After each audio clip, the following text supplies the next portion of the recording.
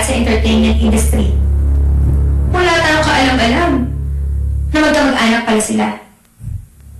At hindi lang basta magkamag-anak. Dahil mag-ina sila. Sino sila? Walang iba kundi si Miss Nessa Samonte at yung isa sa mga ulipin. Si Rochelle Salubides.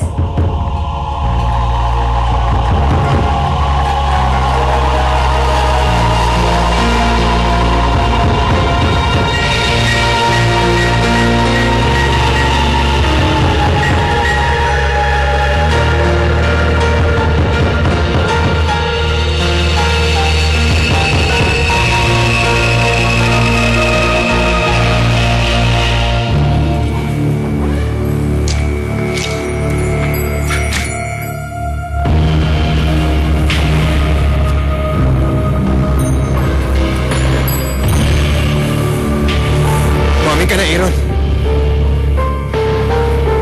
Handang-handa na ako. Edgar, sandali lang. Pare, sandali lang.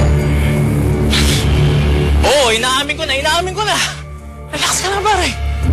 Oo, may kinalaman ako sa aksidente ng alaga mo. Pero pare, napagutusan lang ako. Pare, maniwala ka sa hindi. Si Ice ang may pakana ng lahat ng to. Okay? Edgar, maniwala ka sa akin. Inaamin ko, oo. Mula sa pakikipag-ayos ko sa'yo, tsaka hanggang sa pagpapanggap ko ng ahente ng sasakyan. Ano gusto niya? Mamatay sa aksidente si Rochelle? Sama talaga ng babaeng yun! Siyang kasing sama. Titiyakin ko sa'yo. Mabubulok ka sa bilangguan. Kayong dalawa ni Icy!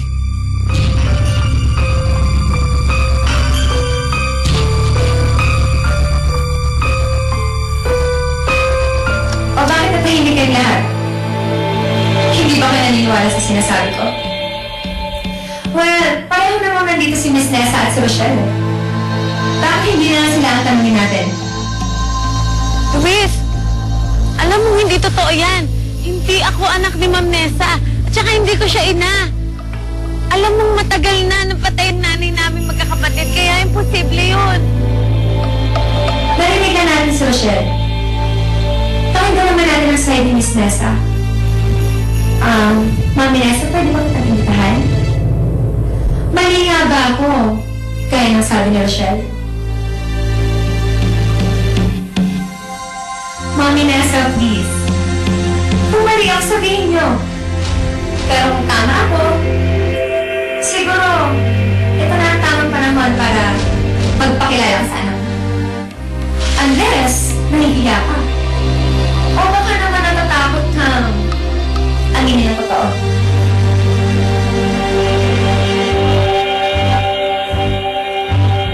Excuse me.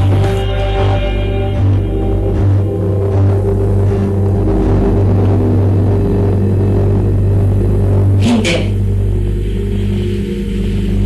Hindi ako natatakot. At gusto kong malaman ninyong lahat na ako nga ang tunay na ina ni Rochelle.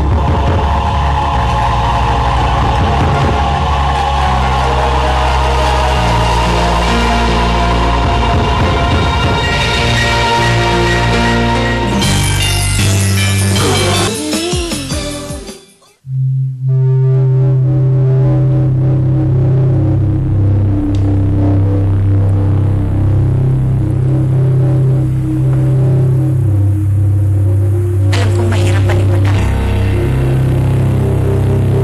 Hindi ko rin alam kung paano ko ipalitin. Pero tama ang sinabi ni Miss Rochelle.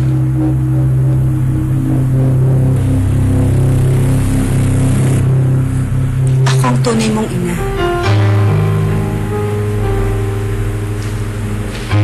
Hindi ako maniniwala. Paano ako maniniwala? Eh, mula pagkabata, isa lang ang nakilala namin ina. Yun yung nanay namin.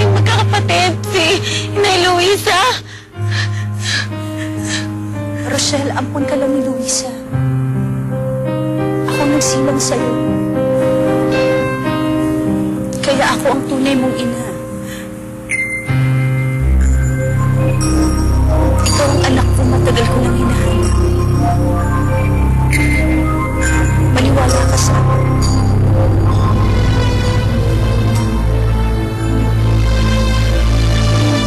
Hindi ko totoo yung sinasabi niyo. Saka, hindi ko ang tawag niya, anak. Hindi ko kayo nanay ko.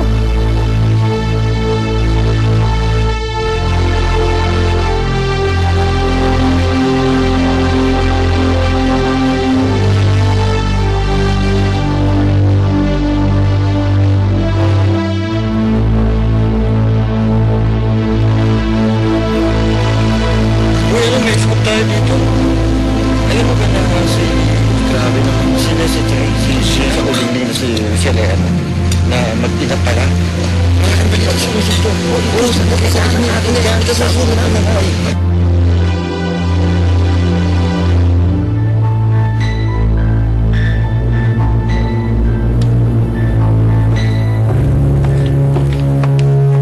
Sorry, next time na lang. Sorry. Next time.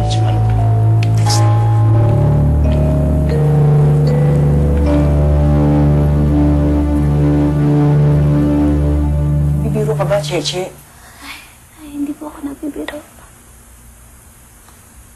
Sobrang sinasabi ko.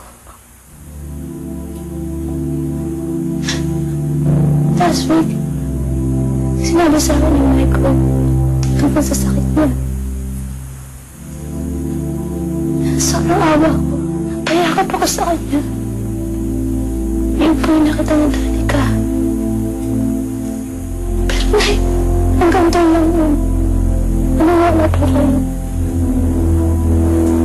Wala po kami ginagawa masama. Opo, nag-request siya sa akin na sana maging kami. Pero hindi ako pumayag. Kasi alam ko masasaktan si Danica.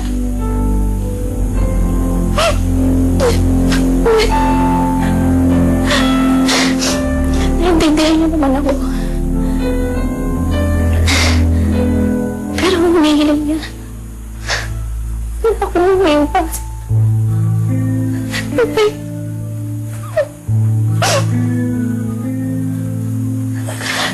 Dapat sinabi ko to kay Danica para hindi siya magalit. Sasabihin ko na po sana. Kaso nagdalawang isip ako. Ay, na baka lalong lumala lang yung sakit ni Danica kapag nalaman sakit sa tayo ko. Baka papakihin siya ulit.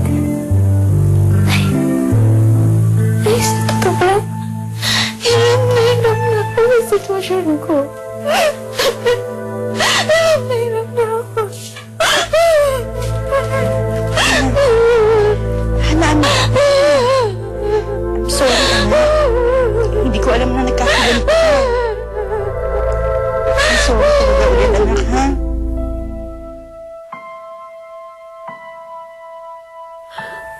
Mami Nessa. Sabi ko na nga bumiyak pa rin gawin.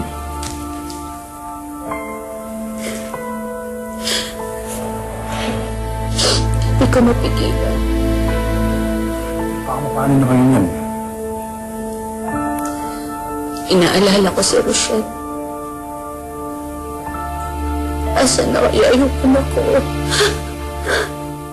Baka paano siya? Mami Nessa, hindi mo siya bababayaan sa sunshine of Nina.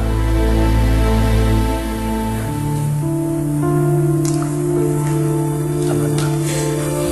Si Luis. Sa labas pa, kausap si IC.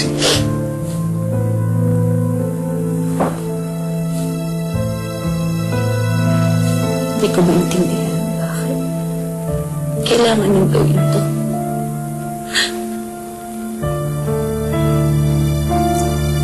Hindi ko alam paano niya nalaman ang tungkol kay Rochelle.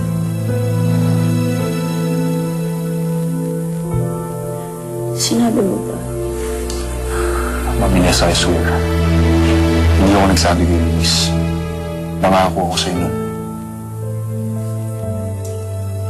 Kaya ako nagtataka kung paano niya nalaman.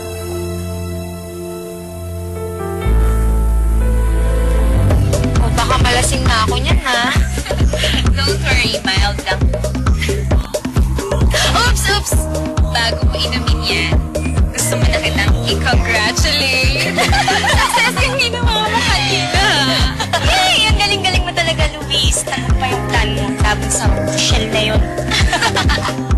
Napahiya na si Rochelle. Napahiya pa si Tita Nessa. So, nakaganti ka na. Oo naman. Cheers! Cheers!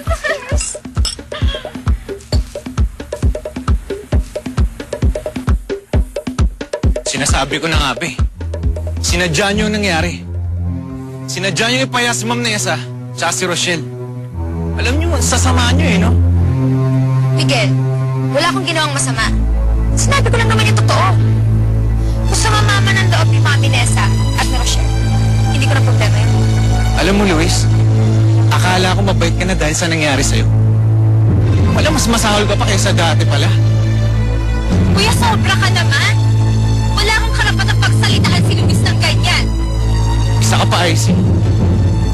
Kung ayaw mong insultuhin ko yung kaibigan mo, turuan mo siya kumilos ng tama.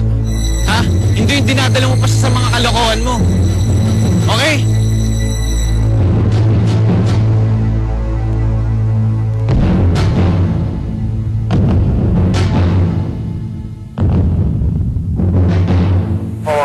Tupperware!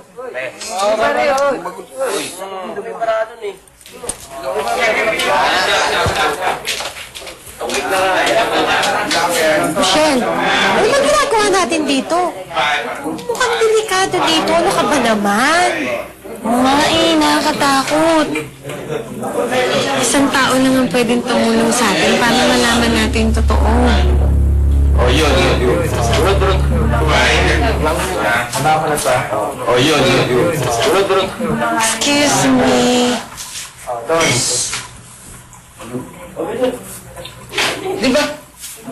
Di ba uling-ling kayo? Mga uling-ling, oh. Mang Dado! Mga uling-ling, oh. Di ba anak mo to? Saan? Mga anak! Oh, ano? Di ba sabi ko kanina, hindi ako nakakalimutan ng mga anak ko. Ala, tuloy, pasok. Pasok, ka dito. Sige, huwag kayo matakot dyan sa mga yan. Ang bahala dyan.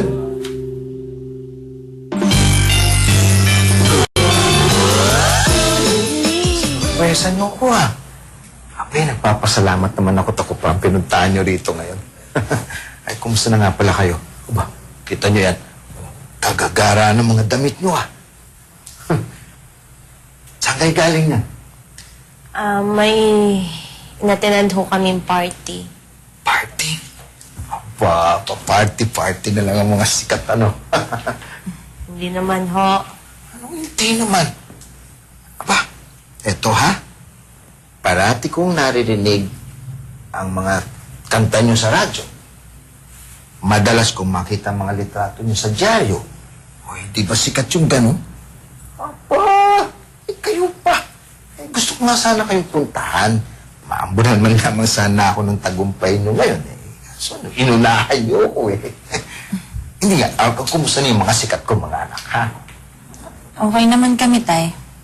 Ayun naman pala eh. O, teka, ano ba yun? Pumasyal kayo rito? May malaking problema po kasi yung si Rochelle eh. At sa palagay ho niya, mukhang kayo lang ho yata makakatulong sa kanya. Malaking problema? Oh, anong malaking problema? Sabihin mo at baka may magawa ko.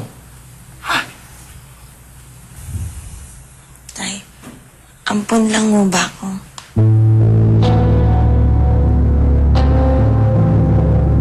Che, nakausap ko yung doktor ng kapatid mo kanina sa telepono. Sabi niya, pwede na raw iuwi ang kapatid mo bukas. Inay, paano po yung sasakit ni Michael? Sasabihin na po ba natin? Hindi. Kailangan ilihim natin to. Pati na rin yung pakikipagkita mo kay Maiko. Kailangan sabihin natin kay Danica na iiwas ka na para tuluyan na siyang hindi magalit sa'yo. Nay, hindi pa ba parang niloloko natin si Danica kung gagawin natin yun? Che, mas mabuti na yun. Kesa naman masaktan siya ulit.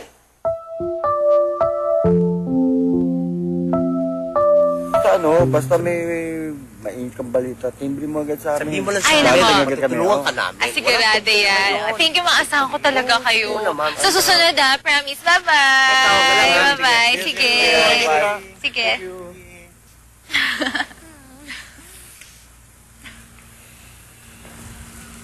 Oh, JC! Gising ka pa pala. Akala ko kanina mo pa kami tinalugan eh. Pumasok lang ako sa loob sandali, kinausap ko lang si Mami Nessa. So, kamusta na siya?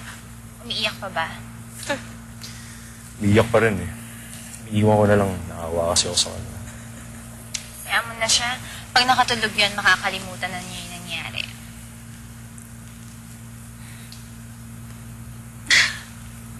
Funny, no? Alam mo dati, di ba? Close na close si Rochelle at saka si Tita Nessa. Sa isang igla pala, pwede sila magkaalayo. Sandali nga lang. Parang saya-saya niyo ata na napahiya ang Mami Nessa ko. Tuwang-tuwa kayo. Lalo ko na, Luis. Ano ba yung pinagsasabi mo? Diretsuhin kita. Ba't pinahiyaan mo si Mami Nessa kanina? At kailangan sabihin mo sa harapan ng maraming tao na si Rochelle ang anak niya. Hindi mo alam na mapahiya lang siya. Okay lang yun. Total, ilang beses na rin naman ako nasaktan sa ginagawa niyang pagtatanggol kay Rochelle eh. Dapat nga magpasalamat pa siya sa akin eh. At least ngayon, wala na siyang tinatago-tago sikreto. Hindi na siya mamamroblema. Magsama pa silang dalawa. For all I care. Yun nga lang eh, kung matanggap pa ba ni Rochelle si Mami Ness? Pabira ka, Luis. Paano ba nalaman? Paano mo nakumpirma na si Rochelle nga ang anak ni Mami Nessa? Sa'yo! Di ba ikaw nagsabi sa akin? Hinala lang yung sa akin noon. Wala pa ako nakukumpirma. Wala pa ako napapatunayan. Noon, wala pa. Pero nung isang araw nakasigurado ka na, di ba? Di mo lang sinasabi sa akin. Nagkataon, magaling yung espiya ko. Kaya na sigurado mo na, tama palang hinala mo dun sa dalawa. Nakarating din agad sa akin. Gusto mo bang malaman kung sino yung espiya ko? Sino?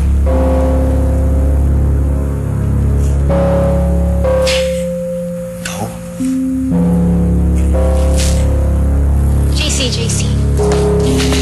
JC. I'm sorry. Sinundan kasi kita nung kinausap mo yung investigador eh. Narinig ko sa inyo yung tungkol kay Tita Nessa tsaka kay Rochelle. Gaya ni Luis, gusto ko rin kasing maintindihan kung bakit pa gano'n na lang yung malasakit ni Tita Nessa kay Rochelle. Sa mga ulingling na yun.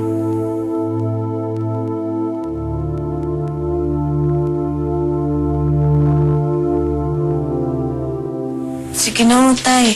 Gusto ko kasing malaman yung totoo eh. Para matahimik na ho ako. Ambon lang ho ba ako? Sino naman nagbalita sa inyo? Kalukuhan yan, ha? Hindi ho totoo yun. Walang katotohanan yan. Alam nyo mga anak, ganyan. Medyo sikat na kayo. Eh, siyempre, may kasamang, kachismisan. Chismis lang yun.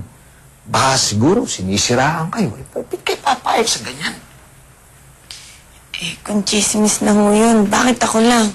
Bakit hindi ho sila kasamang dalawa? Silang dalawa. Teka, diretsahin mo nga ako. Sino ba nagsabi sa'yo, ampun ka lang, ha? Si Nessa Samonte ho. Siya yung nagkiklaim na anak niya daw ako. Si Nessa Samonte.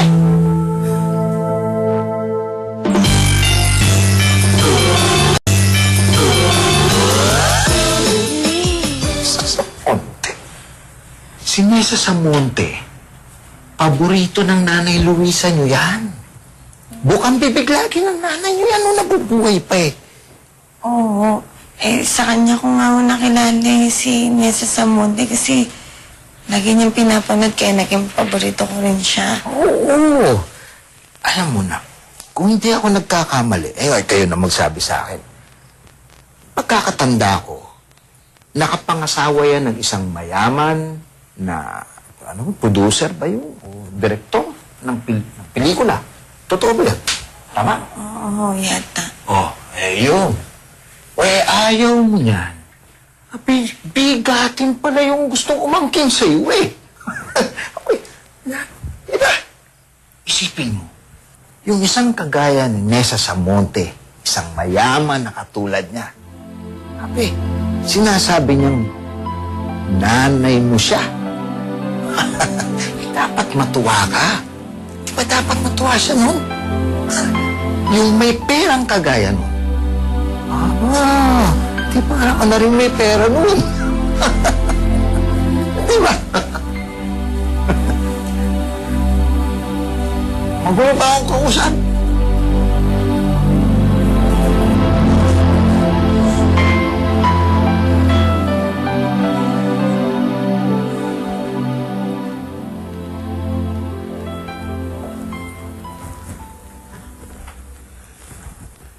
Gina, iwan mo na muna kami.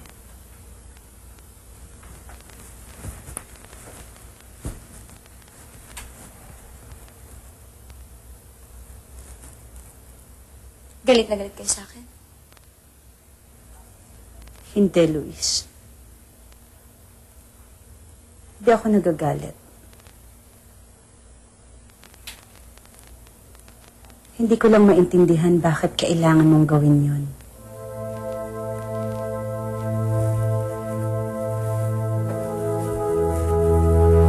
Bakit? Bakit kailangan mong ibulgar sa lahat ng tao ang itinago kong sikreto? Pwede mo naman akong tanungin eh. Sasabihin ko naman sa'yo.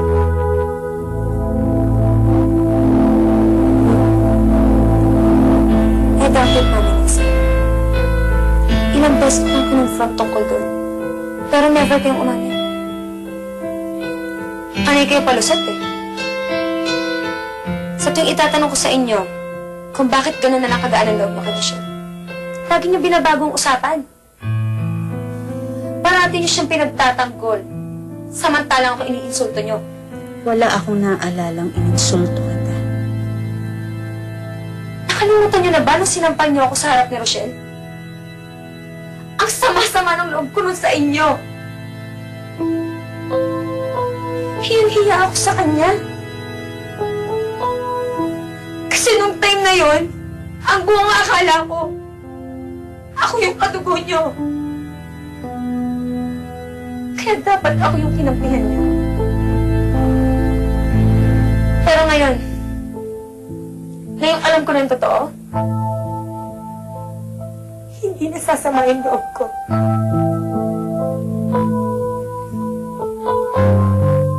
Naintindihan ko na kung bakit si Rochelle ang ipagtatanggol niyo. Kahit ako yung nasa tama. Anak niyo siya eh. Natural nga ipagtanggol niyo siya.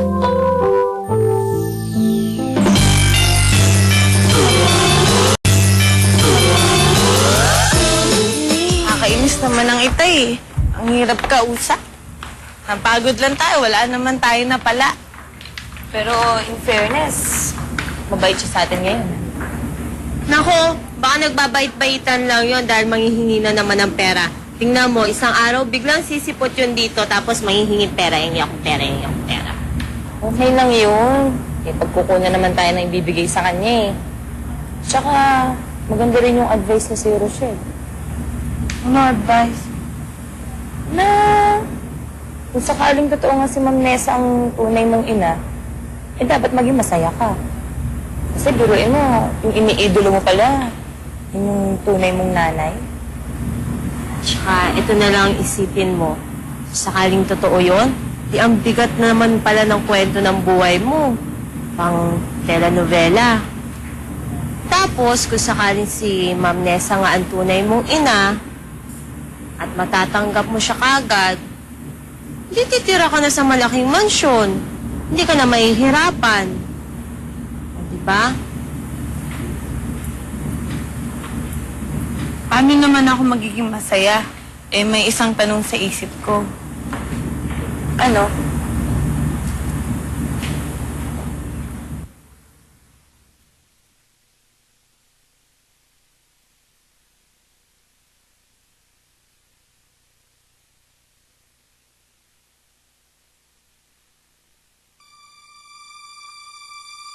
Anong ginagawa mo dito? Sino nagpapasok sa'yo? Ikaw? Aray, ano ba?